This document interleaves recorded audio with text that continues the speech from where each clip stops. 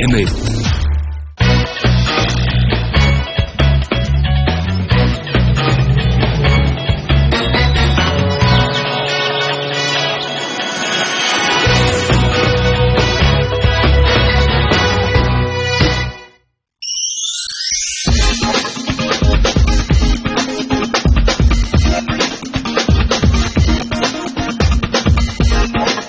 जिंदगी की ताजगी से भरे बीचेस के लिए फेमस गोवा में पिछले हफ्ते वारका बीच और उसके आसपास सुंदर टूरिस्ट स्पॉट्स देखने के बाद इस हफ्ते हम आ गए हैं ओल्ड गोवा पणजी।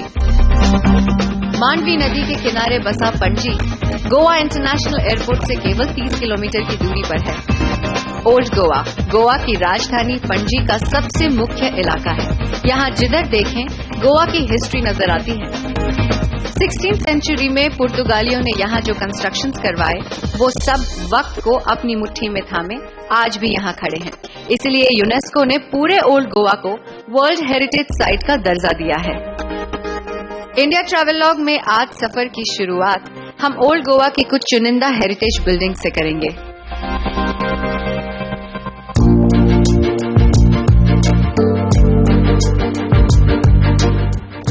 बसिलिका दे बॉम जीसस पूरे विश्व में ईसाइयों के तीर्थ स्थानों में खास पहचान रखता है। इसकी वजह यह है कि सैन फ्रांसिस के अवशेष आज भी यहीं पर हैं।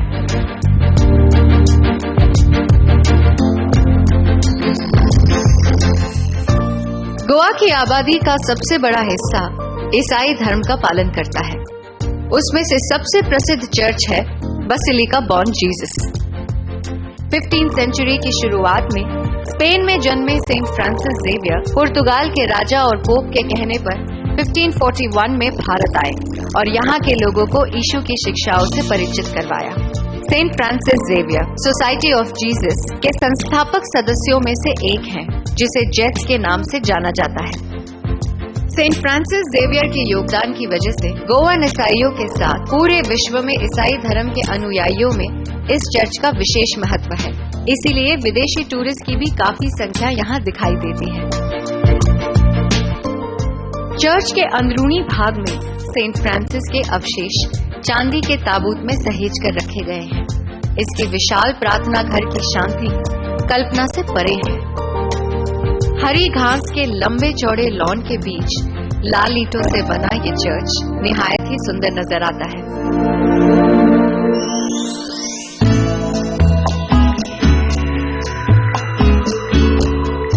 मेरे पीछे जो ये खूबसूरत बिल्डिंग आप देख रहे हैं, ये है से कैथेड्रल चर्च। कहते हैं कि इसे 90 साल लगे थे बनने में। पुर्तगाली किंग डॉम सेबास्टिनो के कहने पर 1562 में इसकी बनावट शुरू हुई थी। I am very excited to go inside.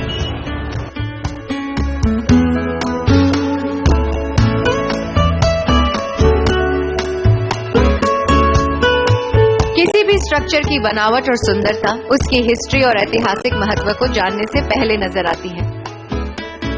दूर दूर तक फैले लॉन और उसके बीच लगे क्रिसमस ट्रीज के पीछे लाल टाइल्स और सफेद दीवारों से बना ये चर्च देखने वालों का पहली नजर में ही दिल आ जाता है। बसिलिका बॉम जीसस के सामने स्थित से कैथेड्रल चर्च को देखकर ऐसा लगता है मानो सामने खड़े ये चर्च सेंट फ्रांसिस को श्रद्धांजलि दे रहा हो। से कैथेड्रल चर्च का निर्माण पुर्तगाली शासकों के मुस्लिम फौजों को हराकर गोवा पर अधिकार करने की याद के तौर पर किया था। कैथरीन ऑफ अलेक्जेंड्रिया को समर्पित ये चर्च एशिया का सबसे बड़ा चर्च है।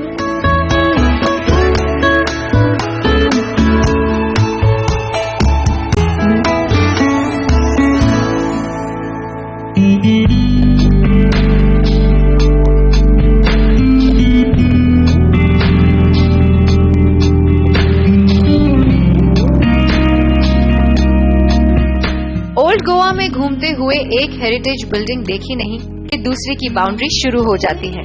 सुंदरता और ऐतिहासिक नजारे यहाँ के चप्पे चप्पे में है।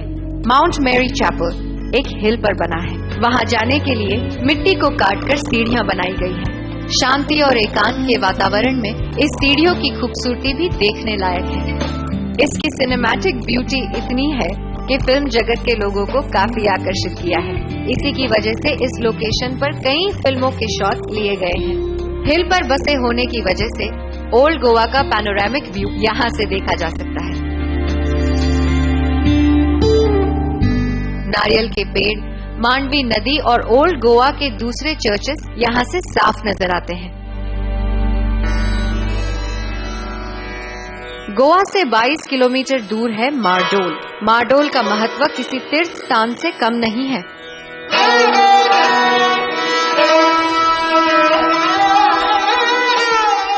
यहाँ लगभग 400 साल पुराना मंगेशी मंदिर है। भगवान शिव यानी मंगेश इस पूरे इलाके के कुल देवता भी हैं। इसीलिए इनकी पूजा यहाँ घर घर में होती है।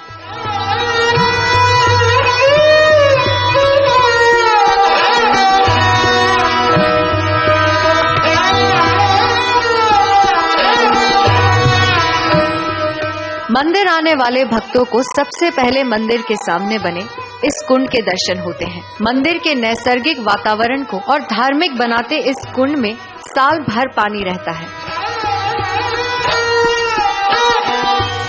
मंदिर के प्रांगण में कदम रखते ही 7 मंजिला दीप स्तंभ के दर्शन होते हैं। मंदिर का प्रांगण बहुत बड़ा है, जो त्योहारों के समय भक्तों की बड़ी संख्या को भी आसानी से अपने अंदर जगह दे देता है।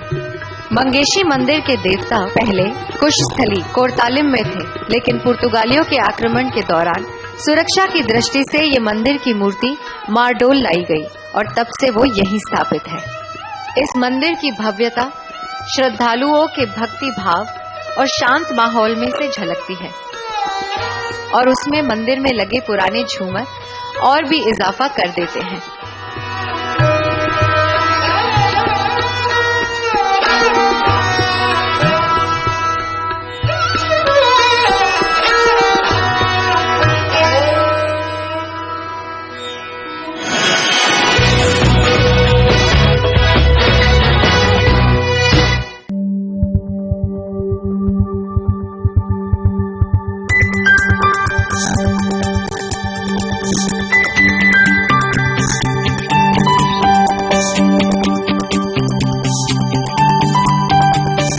गोवा के 2 सबसे गॉर्जियस बीचेस बेनोलिम और वारका के सेंटर में लोकेटेड है club Mahindra emerald palms resort. Club Mahindra के रिजॉर्ट की सबसे बड़ी खासियत होती है उनकी लोकेशन। ये रिजॉर्ट भी इसी मामले में अव्वल है। बीचेस और ओल्ड गोवा के करीब ये रिजॉर्ट नेचर की खूबसूरती में ढला है। इसका आर्किटेक्चर इतना अट्रैक्टिव है कि ऐसा लगता है कि गोवा आने वाले स्पेशली क्लब महिंद्रा के ये बिल्डिंग देखने आते होंगे। रिजॉर्ट को अट्रैक्टिव बनाती है यहाँ की फैली ग्रीनरी और तरह तरह के फाउंटेन, जो रिजॉर्ट की खूबसूरती में इजाफा करते हैं।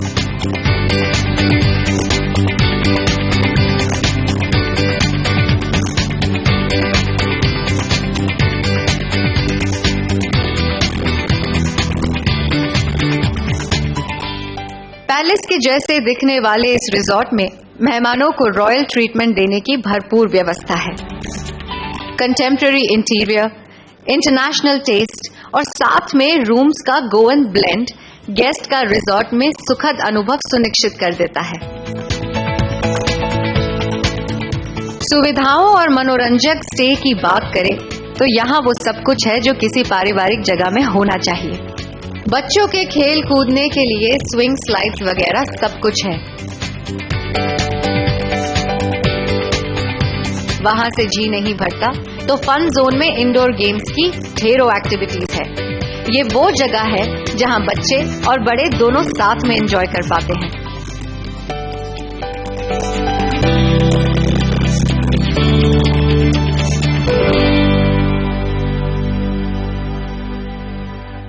क्लब महिंद्रा एमरल्ड पाम्स में आज हमारे साथ जुड़े हैं Irene Almeida, resort manager.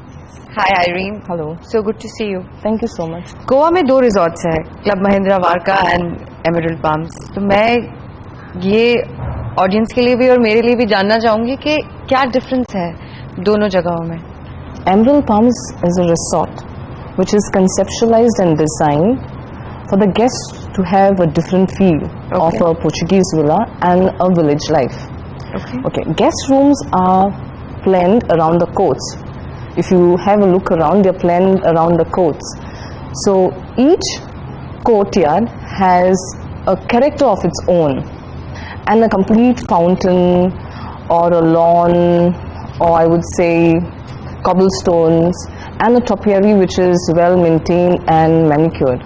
So, activities in terms of, because resorts are close by, Yes. and you know, people would want to come here and also see different things in both the resorts. Yes. So, how do you segregate your activities from one resort to the other? So we have activities such as evening beach walk for the families, and we have something for children. For example, we have the junior chef, we Oh. have the archery, we have theme nights in the evening. For example, we go on flea market. We have something which is known as Viva Carnival. So, you have the Goan flea market inside the property? Inside the property, and we give a basic look which has the complete look of a flea market in where I would say which we would have in Anjuna. We give the same look Oh. within the property. That's very interesting. So, you don't really need to step out of the You resort. don't have to step out of the resort because you would find everything within the resort.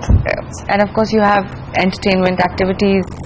Yes, in the we have evening. this entertainment activities. As I said, we have this carnival events in the evening to keep the guests entertained. We have the Goan culture. Since we are there in Goa, we try to promote Goa as a destination and the activities from Goa. So you have Goan folk dance Yes. performances in the evening. Yes, Oh, that's we- wonderful. Thank you, Irene, for talking to us. It was wonderful, and I'm very happy and comfortable with my stay here. Thank you so much. Hope to see you back, and we look forward to have you with us. Yes. किसी भी ठहरने की जगह में आराम के साथ साथ खाने का स्वाद भी देखा जाता है। क्लब महिंद्रा एमरल्ड पाम में लोकल के साथ इंडियन और कॉन्टिनेंटल डिशेस भी परोसी जाती है। बेहतर ब्यूटी और हेल्थ ट्रीटमेंट के लिए इस रिजॉर्ट में स्वास्थ्य स्पा है। यहाँ आयुर्वेद, थाई और दूसरे प्रचलित ट्रीटमेंट किए जाते हैं। स्वास्थ्य स्पा का सूदिंग एटमॉस्फेयर मेहमानों को विशेष तौर पर प्रभावित करता है।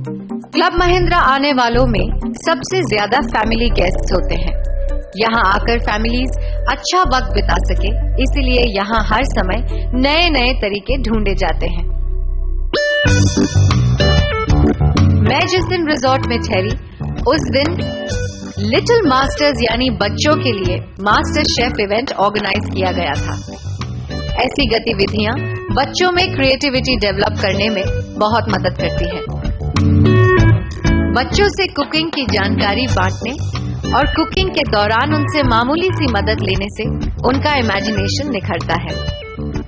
और इस इवेंट में मास्टर शेफ ने वही किया, बच्चों से रशियन सैलेड और बर्गर्स बनवाए।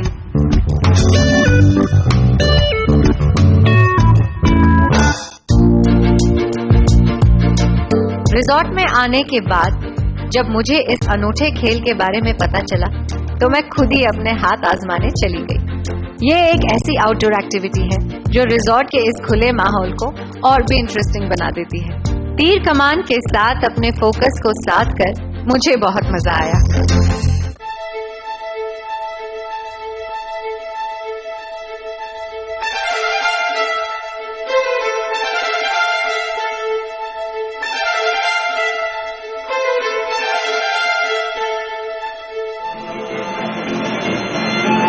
क्लब महिंद्रा की शामें किसी एंटरटेनमेंट प्रोग्राम्स के लिए रिजर्व रहती हैं।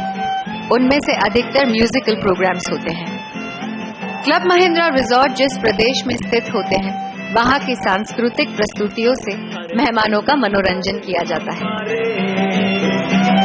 Mamma re, mamma re, ring mamma re, mamma re, ring mamma re, mamma re.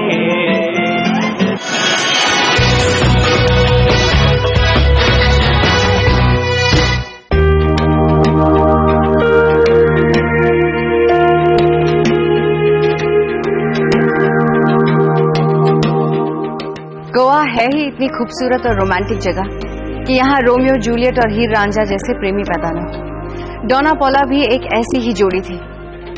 डोना ने समझा कि समाज के आगे झुकने से बेहतर है कि वो पानी में कूद जाए, इसीलिए आज ये स्पॉट फेमस हो गया है।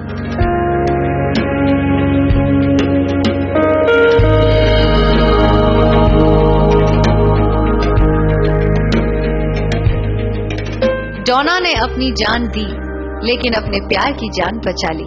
डोना के प्यार की कहानी आज अमर हो गई है।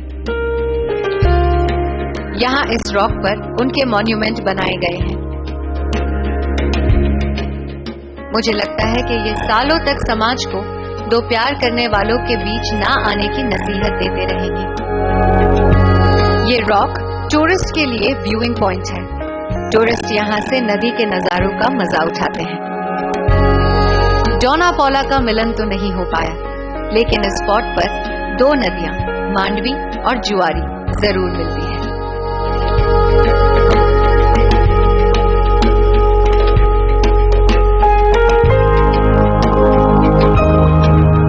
ये नदी बोटिंग और वाटर स्पोर्ट्स के लिए फेमस है। पर्यटक इस ब्रिज से नदी पर होने वाली एक्टिविटीज को देखने आते हैं।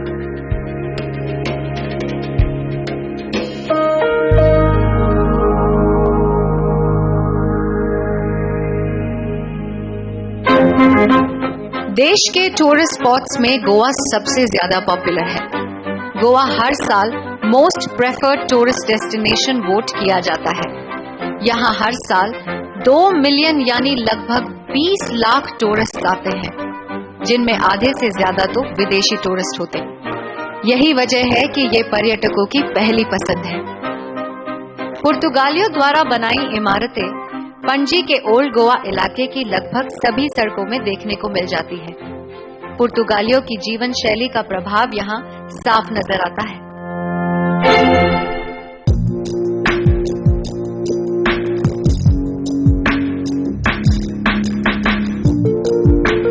ओल्ड गोवा पणजी का एक सबसे खास टूरिस्ट अट्रैक्शन है मांडोवी रिवर पर क्रूज राइड। रिवर पर क्रूज करते हुए शहर की रौनक को देखना वाकई शानदार अनुभव होता है।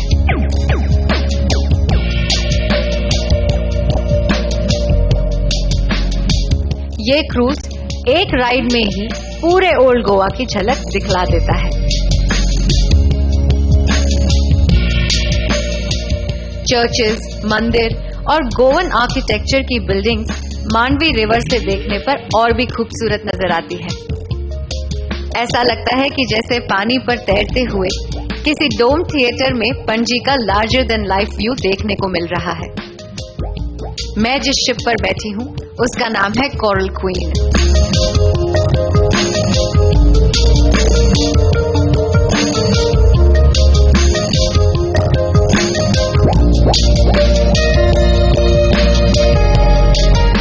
Another wonderful thing about Varka beach is cruise over Mandovi river.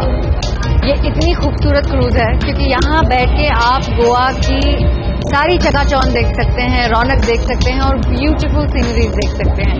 अगर आप अपने पैर गोवा में चंद घंटों के लिए रख रहे हैं तो मैं आपको सलाह दूंगी कि इस क्रूज पर जरूर आइए।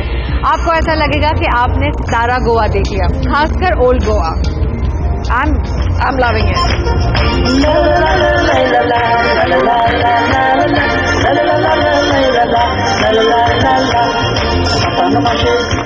म्यूजिक का सारा डाउनलोड इस एक क्रूज में ही मिल जाता है।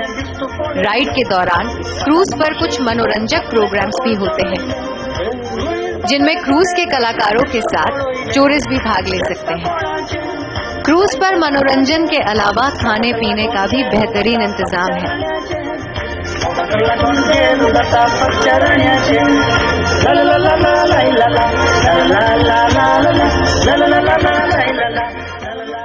क्रूज के दौरान जब दूसरी शिप्स पास से गुजरती है तो बड़ा अच्छा लगता है। मांडवी रिवर के इन क्रूज की अलग अलग श्रेणियां हैं। क्रूज के दौरान कुछ अनोखे स्टॉपेजेस भी हैं। कुछ राइड्स में टूरिस्ट यहीं से नजदीक दीवार और शराव आइलैंड्स भी जा सकते हैं, जो वाइल्ड लाइफ और रिजर्व सेंचुरी के लिए जानी जाती है।